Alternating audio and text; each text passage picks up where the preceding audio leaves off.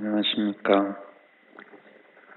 오늘은 제2수요일입니다. 작년에는 제2수요일부터 교우들과 함께하는 미사를 중단해야만 했습니다. 그래도 올해는 여전히 방역 단계가 2단계이고 또 여전히 조심스럽습니다만 그래도 이렇게 제한적이나마 미사를 할 수 있게 돼서 다행스럽게 생각합니다.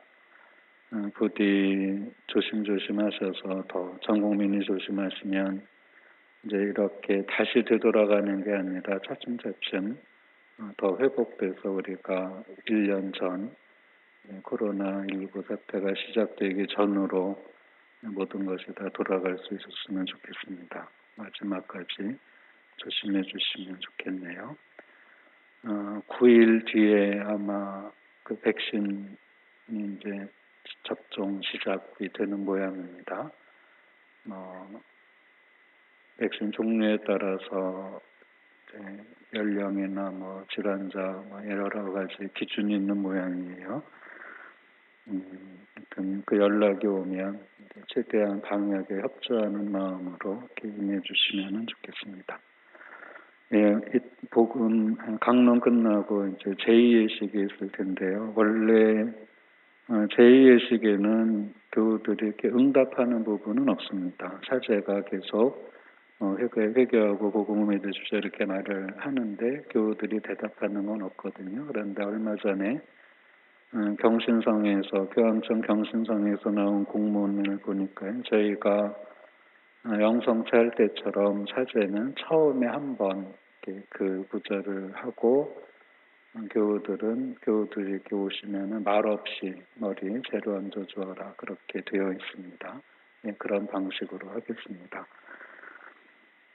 오늘은 사순시기의 첫날인 제2수요일입니다. 왜 전례시기가 매년 되풀이될까? 왜 그냥 평생 한 번만 하면 안 될까? 그것은 우리 사람이 가지고 있는 유한성 때문입니다. 사람은 유한한 존재이기 때문에 어떤 결심을 하더라도 그것이 유한합니다. 무한하지가 않죠. 한 번 결심해서 그것이 평생 지속되지 않는다는 얘기입니다. 다 뼈저리게 느끼시는 부분이겠죠. 그렇기 때문에 어떤 일정한 주기를 가지고 그 결심을 갱신할 수 있게 하는 것은 우리의 인간 본성에 매우 부합하는 것이라고 볼 수 있겠습니다. 전례시기, 특히 사순시기가 매년 반복되는 이유겠죠. 사순시기는 글자 그대로 40일간의 기간이라는 뜻입니다. 잠깐 지난주에 어느 미사인가 잠깐 말씀을 드렸습니다만, 우리 사순시기를 혹시 호기심에 재보셨는 분이 계신지 모르겠는데요. 간단하게 계산하더라도 6주간, 6주간이니까 42일이고 제2수요일부터 수목금토를 하면 46일입니다. 47일로 계산하기도 하는데요. 그러면 왜 40일이라고 했는데 왜 덧붙어 있느냐? 그거는 우리 교회 전례가 주일을 축제로 생각하기 때문에 고대교회에서는 초대교회에서는 이 주일을 사순시기에 포함하지 않았습니다. 그러다 보니까 그래도 40일을 채우려니 이제 좀 덧붙여야 되는 거죠. 그래서 고대교회에서는 사순시기가 주일부터 시작을 했는데 주일은 부활을 기념하는 축제이기 때문에 주일은 사순시기에서 빼야 한다 하는 성찰이 있은 뒤에는 그러면은 좀 더 붙여서 수요일부터 시작하자라고 된 것입니다. 또 고대교회에서는 단식일을 수요일과 금요일 또는 수요일과 토요일로 생각을 했기 때문에 수요일이 참회의 날과 전혀 무관하지도 않았던 거죠. 이런 여러 가지 문화 배경들이 이제 겹쳐져서 오늘날 제2수요일부터 사순시기가 시작하게 된 것입니다. 이 40이라는 숫자, 글쎄요. 40이라는 숫자가 왜 꽉 찬 숫자로 간주가 됐는지 모르겠습니다만 굉장히 40이라는 숫자가 정규 구약 성경에서는 반복이 됩니다. 모세가 이집트 왕실에서 도망가서 광야에 미디안으로 갈 때도 40살, 미디안 광야에서 하느님을 만날 때까지가 또 40년, 이스라엘 백성을 이끌고 광야 생활을 한 것이 또 40년. 이렇게 40이라는 숫자가 반복이 되는데, 또 시나이산에서 하느님께로부터 계명을 받기 위해 모세가 기다렸던 시간도 40일, 광야에서 이스라엘 백성이 보낸 시간도 40년, 또 엘리야 예언자가 하느님의 산 호렙에 가기까지 또 걸린 시간도 40일입니다. 예수님께서 광야에서 보낸 기간도 40일이고요. 이런 40이라는 숫자는 모두 하느님을 만나거나 하느님의 언약이 성취되기까지 필요했던 기간입니다. 자순시기의 전례 정신은 회개와 구원입니다. 그래서 오늘 독서와 복음도 모두 회개에 관한 주제를 가지고 있습니다. 오늘 일독서인 요엘 예언서는 원로들을 불러 모으고 아이들과 젖먹이들까지 모아라. 신랑은 신방에서 나오고 신부도 그 방에서 나오게 하여라 하고 말하면서 어떤 사람도 예외 없이 회개해야 한다는 사실과 그 회개가 미룰 수 있는 일이 아니라 신랑 신부가 신방에서 뛰쳐나와야 할 정도로 시급하고 긴박하다는 점을 강조하고 있습니다. 또 오늘 이 독서인 코린토이서에서 사도 바오로께서는 이사야서 49장의 말씀인 은혜로운 때에 내가 너의 말을 듣고 구원의 날에 내가 너를 도와주었다 하는 구절을 인용하면서 설명하시기를 지금이 바로 매우 은혜로운 때입니다. 지금이 바로 구원의 날입니다 하고 말씀하십니다. 이 말씀은 구원의 날이 따로 있는 것이 아니라 회개하는 순간이 바로 구원의 때라는 말씀입니다. 회개하기에 가장 좋은 시간은 언제나 바로 지금입니다. 내일, 모레 또는 1년 뒤에 지금 하고 있는 급한 일이 끝나면 이것은 회개를 방해하는 것이죠. 내 생활을 바꾸는 것은 내가 하기 싫은데도 해야 하는 어떤 짐스러운 것이 아니라 바로 나를 위한 것입니다. 하느님께서는 예언자들을 통해서 이렇게 말씀하시죠. 살고 싶으냐? 그러면 회개해라. 회개라는 것은 하느님을 위해서 우리가 해드리는 게 아닙니다. 내가 살기 위해서 내 삶을 바꾸는 것이죠. 건강을 위해서 생활 방식을 바꾼다. 그건 내가 살기 위해서 바꾸는 거죠. 회개라는 것은 전환입니다.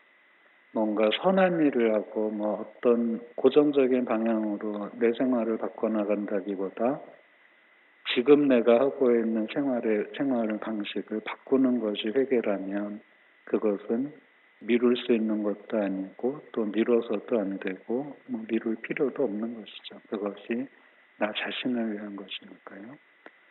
내가 급박하게 해야 할 일이 있다고 해서 선하게 사는 기회를 미룰 필요가 없습니다.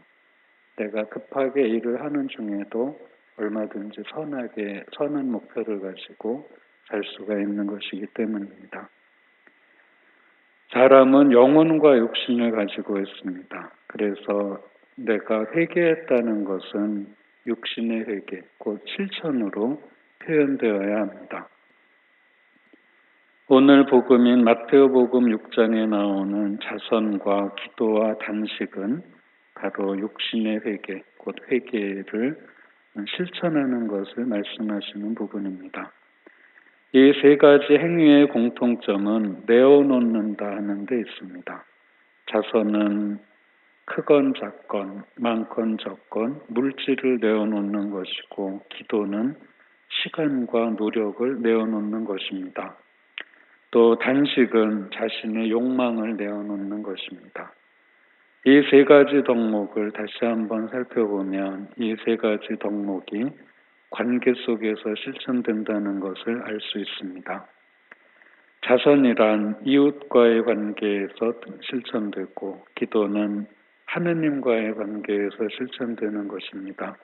또 단식은 자기 자신과의 관계에서 실천이 되는 것입니다.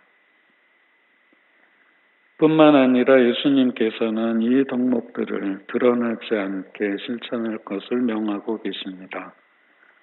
덕을 자랑하지 않으려면 겸손한 마음이 필요하고 겸손하기 위해서는 회개가 필요합니다.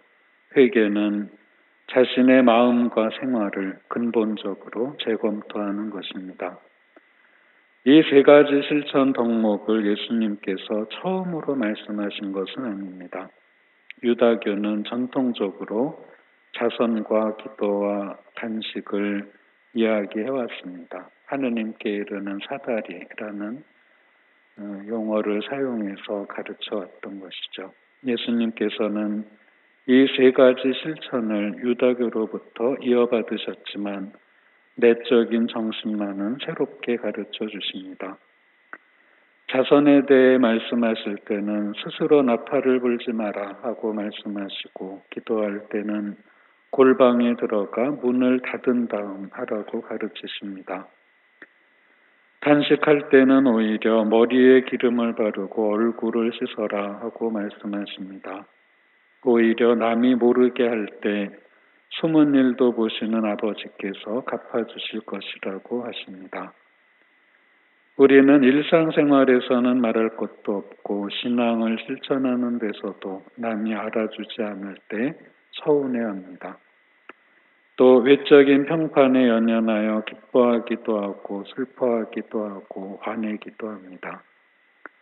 예수님께서는 신앙생활이란 하느님과 자신 사이의 지극히 내적인 관계라고 가르치십니다.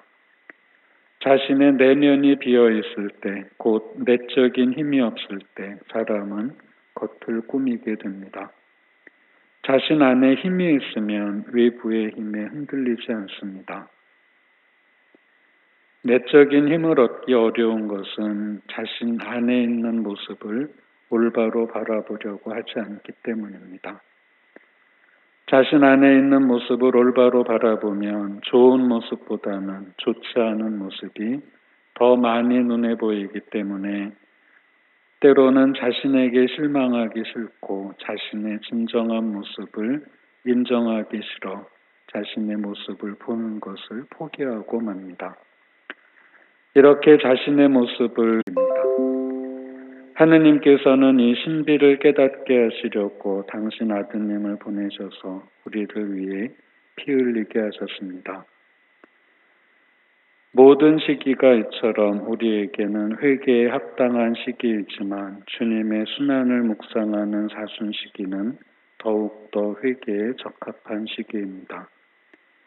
우리는 제2수요일인 오늘 머리에 죄를 얹으면서 언젠가 먼지로 돌아갈 육신으로 회개하고 선을 행하도록 결심을 합니다. 이번 사순시기에는 다시 한번 회개를 결심하고 실천함으로써 주님께 더 가까이 나아가겠다는 결심을 하고 다가오는 부활을 이제부터 더 열심히 준비함으로써 하느님께 변화의 은혜를 간절히 청해야겠습니다. 잠시 묵상하시겠습니다.